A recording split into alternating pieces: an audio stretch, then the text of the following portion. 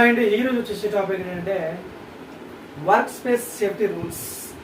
అంటే మనం ఎక్కడైనా పని చేసేటప్పుడు సేఫ్టీగా పనిచేయాలి, దాని యొక్క రూల్స్ అనేది తెలుసుకోవాలి.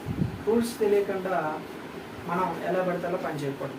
కాబట్టి మనం వర్క్ స్పేస్లో మనం ఎలాంటి రూల్స్ పాటించాలి, ఎలా సేఫ్టీని తీసుకోవాలనేది మనం ఈరోజు టాపిక్లో చెప్పుకుందాం. సో ఫస్ట్ మనం ఎక్కడైతే వర్క్ స్పేస్లో పనిచేస్తామో వాడి నుండి ఒకటి ప్రమాదం అనేది మనమే బాధ్యత వహించాలి. ఎందుకంటే మనం పని చేస్తాం, మనం సక్రమంగా చేయకపోతే మనకే ప్రమాదం వచ్చే అవకాశాలు ఉంటాయి. కాబట్టి మన యొక్క ప్రమాదం, మన యొక్క సేఫ్టీ, మన యొక్క భద్రత మనదే ఆ బాధ్యత. కాబట్టి సో ఫస్ట్ ఏంటంటే ఎప్పుడు కూడా మనం పని చేసేటప్పుడు వర్క్ స్పేస్లో పని చేసేటప్పుడు షార్ట్ కట్స్ అనేది ఎప్పుడు ఎంచుకోకూడదు. ఏంటంటే షార్ట్ కట్స్ అనేది ఎప్పుడు ఎంచుకోకూడదు. వాటి యొక్క నియమ నిబంధనలను అనుసరించే మనం పని చేయాలి. అంటే ఈ పని అనేది ఒకే ప్రొసీజర్లో ఉంటుంది, ఆ ప్రొసీజర్లో మాత్రమే మనం పని చేయాలి. అంతేగాని సపరేట్గా మన షార్ట్ కట్ను ఉపయోగించి పని చేయకూడదు. ఓకేనా? సో నెక్స్ట్ ఇంకో విషయం ఏంటంటే వర్క్ స్పేస్లో పని చేసేటప్పుడు మనం పని తెలిస్తేనే ముందుకు వెళ్ళాలి, ఆ పనిలో దిగాలి, ఆ పనిలో పాల్గొనాలి. అంటే ఆ పనికి సంబంధించినటువంటి శిక్షణ, ట్రైనింగ్ మనం పొందితేనే ఆ పనిలో దిగాలి, పనికి యాడవ్వాలి. ఏంటంటే ఆ పనికి సంబంధించినటువంటి శిక్షణ కానీ ట్రైనింగ్ పొందకపోతే ఆ పని ఎలా చేయాలో, ఏం చేయాలో తెలియకపోతే మనం అందులో యాడ్ అయితే మనకి ప్రమాదం కొంచెం ఉంటుంది.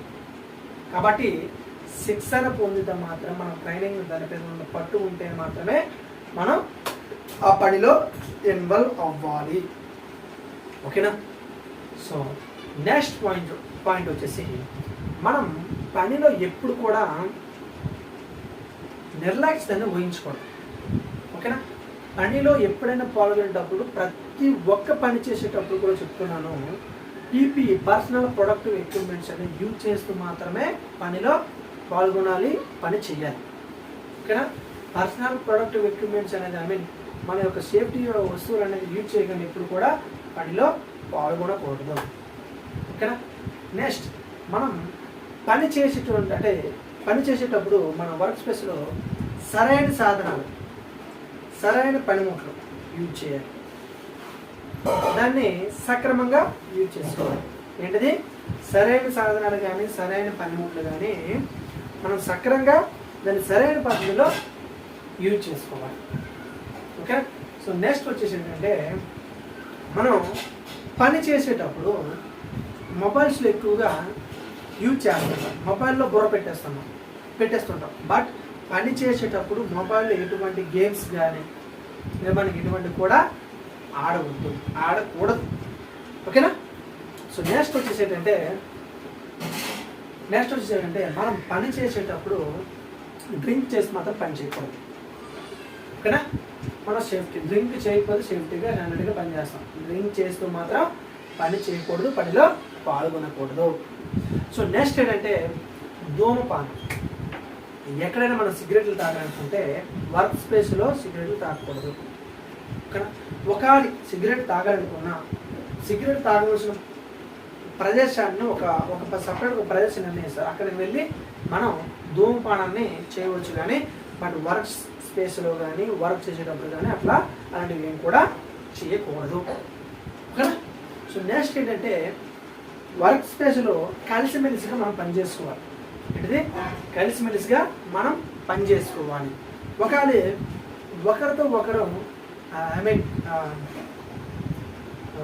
ఒకరితో ఒకరు కూడి కలిసిమెలిసి పనిచేసుకోవాలి. అంతేగాని గొడవలు పడుతూ ఎట్లా పని చేయకూడదు. ఒకవేళ రిమైనింగ్ వేరే వాళ్ళు గొడవ పడినే మనం వదిలేయకూడదు. గొడవ పడిన వాళ్ళు అవ్వచ్చు, గొడవ పడుతున్న వాళ్ళు పక్కన ఉన్న వాళ్ళు అవ్వచ్చు, కానీ అక్కడ ఉన్నటువంటి మీ సూపర్వైజర్ కానీ ఇన్ఫర్మేషన్ ఇవ్వాలి. ఎటువంటి గొడవ అయినా ఎటువంటి సంఘటన జరిగినా అక్కడ ఉన్నటువంటి సూపర్వైజర్కి అనేది ఇన్ఫర్మేషన్ ఇవ్వాలి. ఓకేనా? ఇదండి మన వర్క్ స్పేస్లో సేఫ్టీ రూల్స్ అనేది. ఈ రూల్స్ అనేది తప్పనిగా పనిచేసేటప్పుడు పాటించాలి.